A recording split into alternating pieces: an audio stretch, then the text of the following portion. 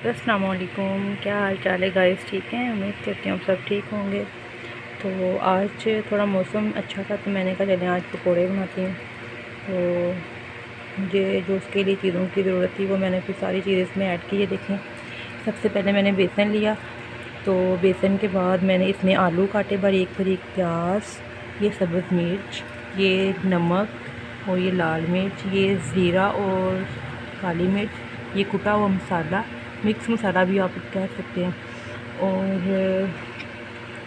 ये साबुत धनिया। इससे इसकी बहुत मज़े की खुशबू आती है। ये देखें,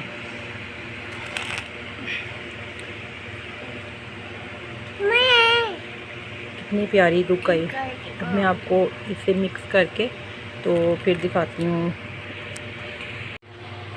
ये देखें गाइस, मैंने सारा मसाला मिक्स करके अच्छी तरह से तो इसे मैंने रखा है। आपने इसके अंदर ज़्यादा पानी नहीं डालना है। ये देखें, अगर आप ज़्यादा पानी डालेंगे इसके अंदर तो ये इसका जो टेक्सचर है वो बहुत ज़्यादा पतला भी हो सकता है। तो आपको पता है ना कि प्याज और आलू जो है वो अपना भी पानी छोड़ देते हैं, तो आपने बहुत ज़्यादा पानी नहीं डालना ताकि ये इसका मसाला पतला ना हो। तो ये देखें, मैंने मसाला बनाया तो इसकी कुछ लुक ऐसे की आई है।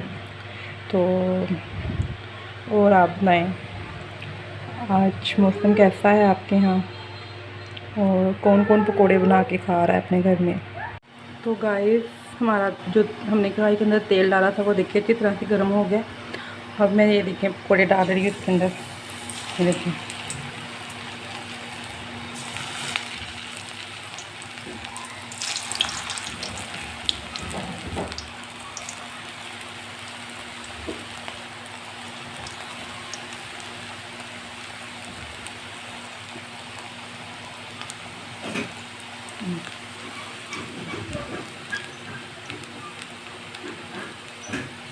ये देखिए। अब इसको आपने हल्की आंच पे पकाना है ताकि ये एकदम से ना पके। अगर आंच ज़्यादा करेंगे तो फिर ये अंदर से कच्चे रह जाएंगे और बाहर से पक जाएंगे, इसलिए थोड़ी सी आंच कम कर दें ताकि अच्छी तरह से डीप फ्राई हो। तो फाइनली गाइस, हमारे पकोड़े बन के बिल्कुल हो गए हैं रेडी। ये देखिए, मैंने पकोड़े बनाए और अब मैं इसके साथ बनाऊंगी चाय। और आपने से किस किस में खाने हैं पकोड़े तो आ जाए।